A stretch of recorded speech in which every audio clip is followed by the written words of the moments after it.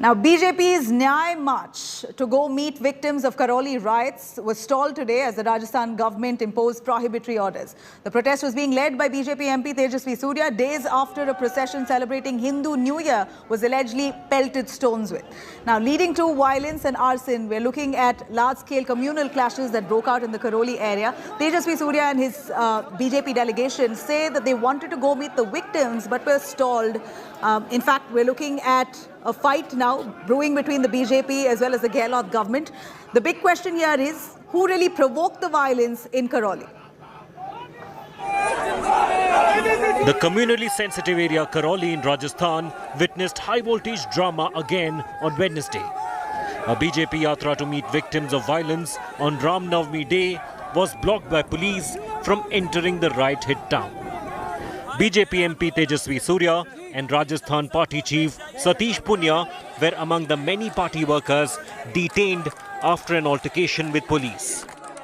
The fiery BJP MP, who heads the youth wing of the party, said that the Congress government in Rajasthan was snatching away the rights of people. It is our constitutional right to take out a procession, a march. Ghelot, sarkar has illegally tried to detain us here. A terrorist organization like a PFI can take a march out, but Yuva Morcha cannot take a march out peacefully. किस तरीके से सरकार की लापरवाही, सरकार के संरक्षण में ये सब कुछ हुआ। हमने सीधे कही थी कि दोषियों को पकड़ा जाए, निर्दोषों को प्रताड़ित नहीं किया जाए, न्यायिक जांच की जाए और जिनके जान माल का नुकसान हुआ उनकी पूर्ति की जाए। ये सामान्य बातें थी इस तरीके घटनाक्रम में। अभी तक सरकार की तरफ से, प्रशासन की तरफ से कोई भी सकारात्मक जवाब नहीं आया है। Slogans were raised against the Rajasthan government at the barricades erected to prevent the group from entering Karauli. Tejasvi Surya has mentioned that they will stay on till the time they are allowed to move towards Karauli, and if the district administration forces them not to move to Karauli, then all of them collectively will be courting arrest. Karauli was under curfew till Tuesday after the April 2nd violence between communities when several shops and homes were set on fire. The Ashok Ghelot government in Rajasthan has come under fire for not being able to gauge the communal tension in Karauli. सरकार की पहली जिम्मेदारी होनी चाहिए कि law and order control करें। यकीनन वो फेलियर है राजस्थान के कांग्रेस गवर्नमेंट का और उनकी नाहिली और नाकारापन से ही वो कम्युनल राइट हुआ जिसमें एक टारगेटेड वायलेंस मुस्लिम कम्युनिटी पर किया गया है।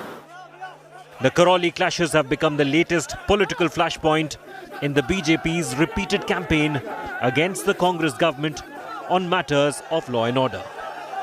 Bureau Report, India Today. All right, now we see BJP Yuva Morcha President Tejasvi Surya, along with many of his men, have been detained by the Rajasthan government while they wanted to venture into Karauli to meet with the victims of that violence. Let me quickly cut across to Tom Barakan, BJP spokesperson, joining us along with Gaurav Vallabh, Congress spokesperson. Gaurav, I'll start with you. It's your state. Law and order situation is a state subject. If anything that happened in Karauli, the Congress government must take full responsibility. Now the BJP wants to meet with the families of those victims. What's wrong in it? Nabila, the unfortunate incidents happened on 2nd of April. And from 2nd April till date, including the Ram Navami procession, everything went off very well. The BJP is feeling now that whatever conspiracy they had planned to make a Rajasthan or to instigate the violence in the state of Rajasthan, that plan is now finished. And now with today's their instigation that there somebody from Delhi is interested to go to Karauli, I am asking that gentleman who is interested to go to Karauli, why you are not interested to go to Khargon? Where the violence happened only where they want to go is their wish, so but they want to come to Karauli. Why aren't you allowing them? They're well within their right to seek out to those families of the victims. When Congress party leaders can land up in Uttar Pradesh, why can't BJP land up in Rajasthan and want to meet with the families? What's wrong? I agree with your argument. And besides, if it was a BJP-ruled state, one can still accuse them for instigation. This is your state. You should have anticipated Nabila, such kind of situation in a Muslim-dominated area when a rally is going through. Why was there no excessive police deployment? Nabila, we had controlled the violence. We had taken the actions against the people who are involved in that. We had taken actions against the police officers who are negligent with their duties. We had tried to make peace.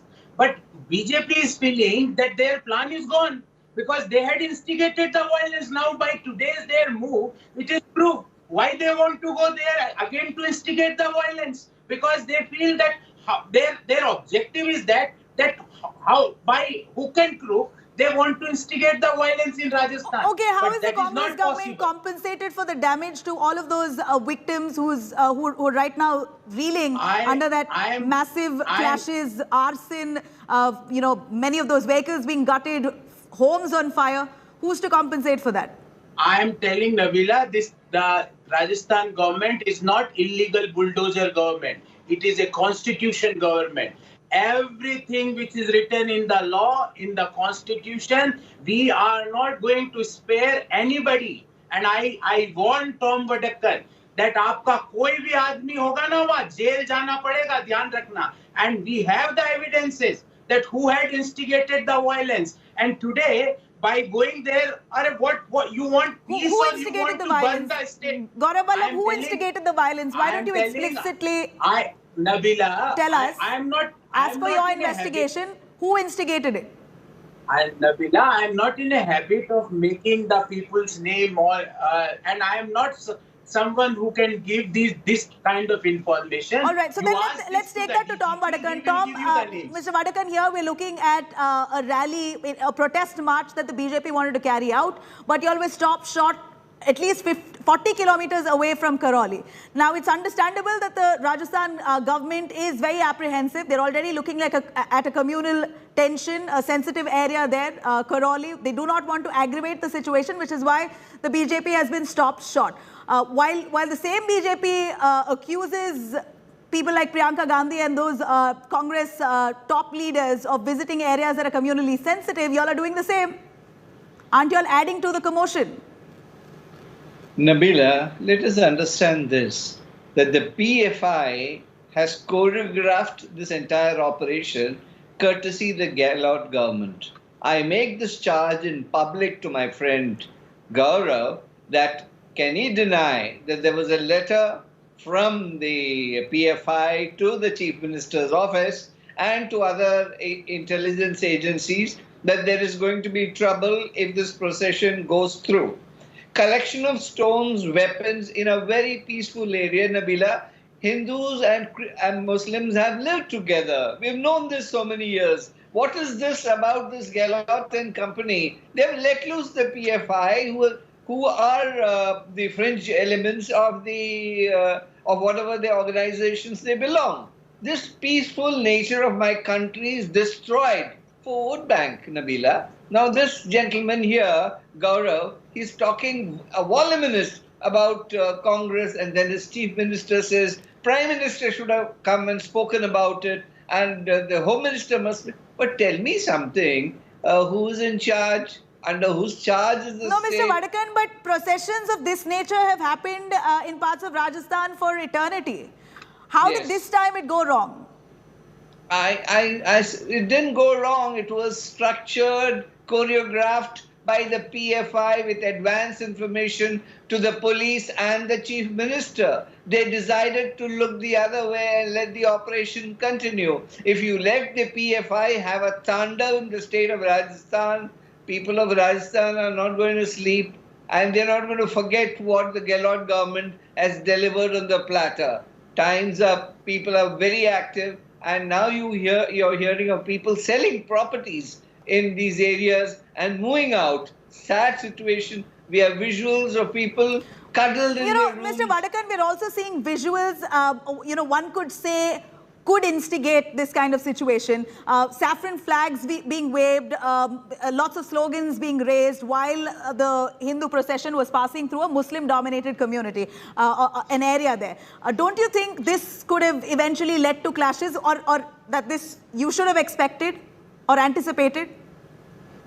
Nabila, in this country we have processions, flags, we have music being played on the loudspeakers. When did that become offensive? We've all lived in peace. These processions have passed many a times. This is not for the first time that this procession is held. You ask local people, this was a very peaceful affair. Normally nothing happens. But when you have stones, swords and other things stored, and what is this councillor who is missing in action? Mr. Matlub Ahmad.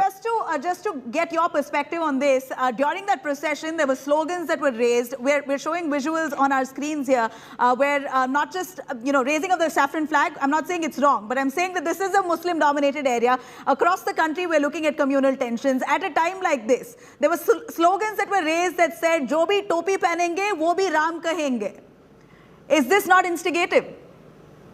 Well, anything instigative is bad. Whether it happened or did not happen is another question. Nabila, everybody can say that they were instigated. Stones came from heaven, I'm sure, or they were raining from heavens. They knew that these slogans would be raised and the stones had to be pelted, people beaten up, the motorcycles burnt. The track record is Mr. Vadakan, if this was an isolated incident that happened in Karauli alone in the state of Rajasthan, one could have still imagined. But here we're looking at bouts of such violence, even through Ram Navami celebrations across the country. How could you possibly justify that? Well, this similar instances in most of the states.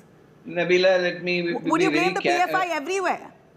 I'm not blaming anybody. This is a documented fact that it happened in Rajasthan. Now, as to the question of other places, this is a typical plot. When you lose out on the ballot, you decide to instigate these kind of situations. You had one of the Congress leaders saying, well, if a Dalit is about to commit suicide, he should go and kill the person involved in it. You heard those speeches. If these are not instigation by a lost case and coming in public domain, I'm surprised the government has not taken action against this young man. The point here is these are lost cases where people have lost the ballot and now they want to come to power from the back door. And these exercises will continue through different ecosystems. We are unfortunately seeing radical elements on extreme ends, and it doesn't seem like action is being taken on either ends. Gaurav, like Tejasvi Surya rightly said, when a PFI could very well carry out a massive protest march during the hijab issue, why not the BJP? We're still looking at the PFI as a radical hate-mongering outfit. What's wrong with BJP carrying out a legit protest march under your watch only to meet with the victims of those families? What's wrong in it? Okay, I'm coming to your question. Point number one. You had compared this MP from Karnataka. He is interested to go to Karauli. I think he was visiting first time. He might not be aware of the name. We are okay. But why he wants to take 6,000 people with him? It means he wants to again instigate the violence. Priyanka Gandhi and Rahul Gandhi in the Hathras issue, they were not interested to take with them 10,000 or 20,000 Congress workers. They are asking to go all alone. So don't compare these two issues. If Tom Vadakan wants to go, I will take Tom tomorrow. Yeah, Mr. Vadakan, go on. What's the purpose of taking 6,000 people with you if your intention is only to go meet with the families? I don't know where he got the statistics of 6,000 people. It's there. Even if you're speaking of 100, Mr. Vadakan, even if you're speaking of 100, that's a large number in a communally sensitive area which is still under watch. There's Section 144 in place. The situation is still not calm in that area. Nabila, there's nobody left there to instigate any violence. Exodus has happened. 195 people have moved out of this place. Now they are going to the hospitals, trying to help people. These are sensitized times. So if the youth wing of the Bharatiya Janata Party under the leadership of Mr. Tejasvi Surya decides to visit hospitals, I don't know what kind of provocation is Mr. Gaurav anticipating. Was he leading a private army? I mean, this is the total Talibanization of a state of Rajasthan. This is democratic India. If you want to visit the hospitals, you want to help people. I mean, most of the people have left. They have locked their houses. I saw visuals of people saying, my house is on sale. What kind of situation is this, Nabila? Gaurav, here the question boils down to law and order. How did your intelligence not anticipate this? That this could happen when it's a Muslim-dominated area. It could very well happen, especially when you're already saying BJP is a party that instigates. They're the ones who are orchestrating the violence. They're pushing. When you say that you're expecting something like that from the BJP, why was there not additional security deployed? Were you also waiting for this to fester and grow to a point of this kind of communal tension where it's almost like a riot situation in that area? See, Nabila, a gentleman from BJP, Mr. Vadakkan, is not aware that the member of parliament from Karnataka from BJP, he already visited the hospitals in Jaipur. The people who had some injuries, they were admitted in Jaipur. Nobody stopped them.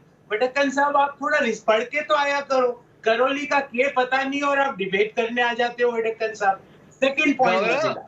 Professor please don't, I had not interrupted in between. Please let me complete, then I will listen. Please let me complete, Vadakkan sir. Learn to listen. Please let me complete. Nabila, please control. Nabila, please control. Nabila, please control. Let's hear Mr. Vadakkan. What does he want to say? Mr. Vadakkan, what are you saying? He says, I have not completed, Nabila. I'll come to you.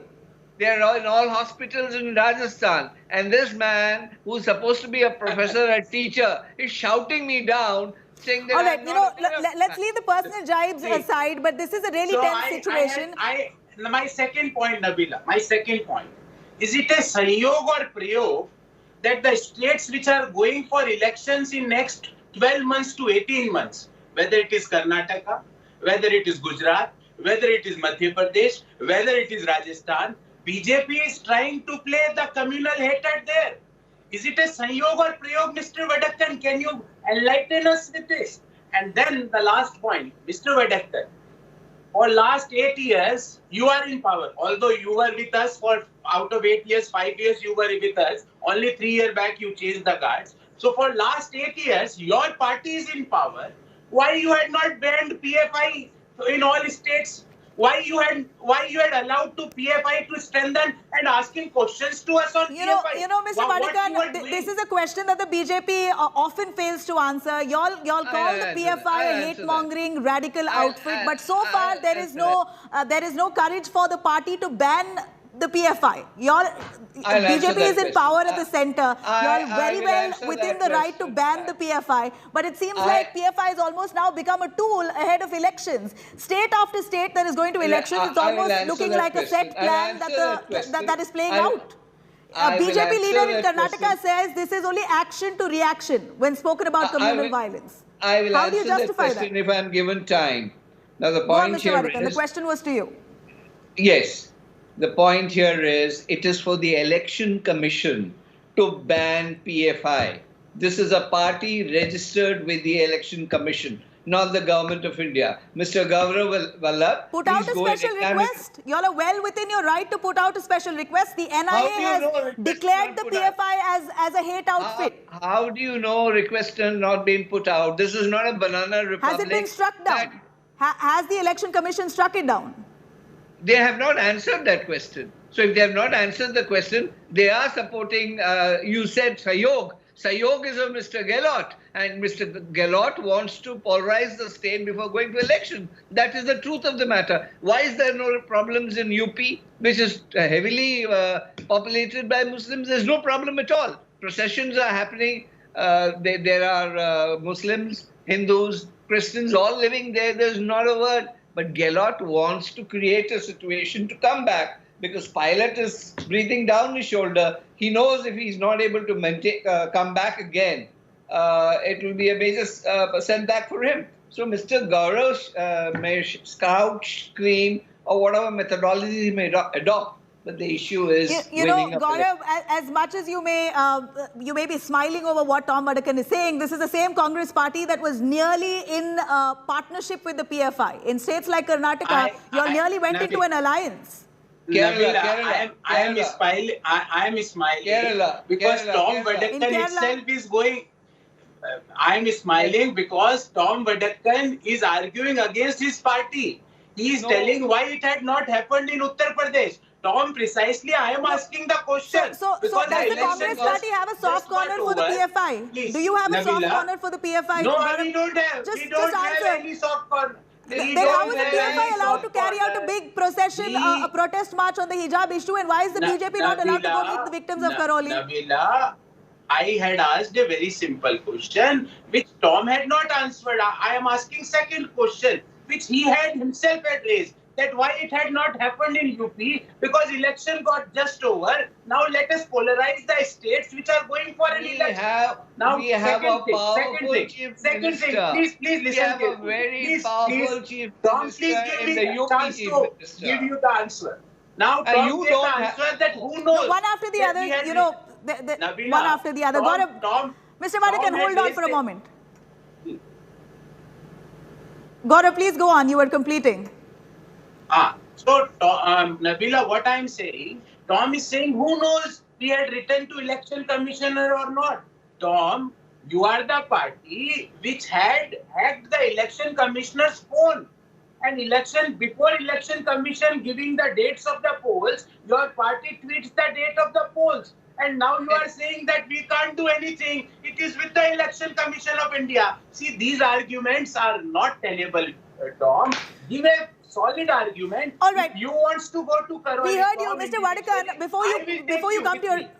We heard you, Mr. Gaurav. Mr. Vadakan, before you come with your answer on that, I'd like to also give you exactly the words of what Asaduddin Owaisi, AIMIM chief, has said. He said, while you say that there has been Hindu mass exodus from the Karauli area, Asaduddin Owaisi claims that it was targeted mainly towards the Muslim community in that Karauli area. The riots, in fact, the commotion itself was instigated, and many of those families belonging to the Muslim community have been extensively, they've been dealt blows with. Their property has been damaged, they've been targeted, and they're the real victims of this commotion in Karauli.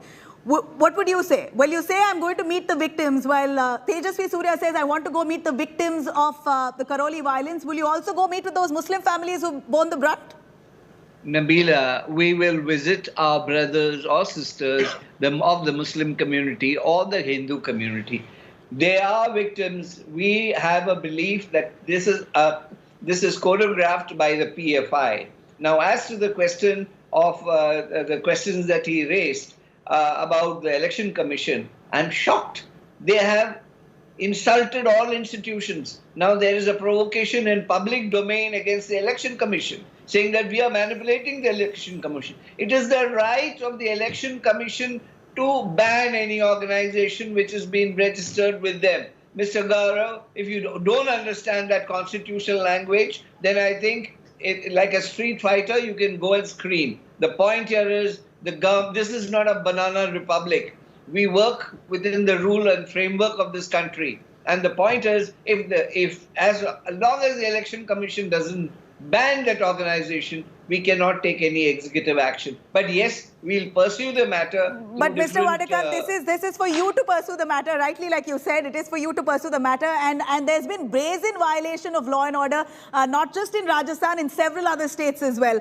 We're looking at communal violence peaking in the country like never before. And this is really upsetting scenarios that is unfolding in the country today. And we are not proud of it. None of us should be proud of it. No political party should be proud of it. If this is happening in your respective state, it's your responsibility to maintain law and order. And Gaurav, this is your state of Rajasthan. If a BJP wants to meet victims, you're stopping them, then there's no difference between you and the BJP government in other states as you accuse them of bias. Thank you very much, Gaurav and Tom Vadakan, for joining us on this. Let's hope we stick to our ethos, the country's ethos of unity in diversity.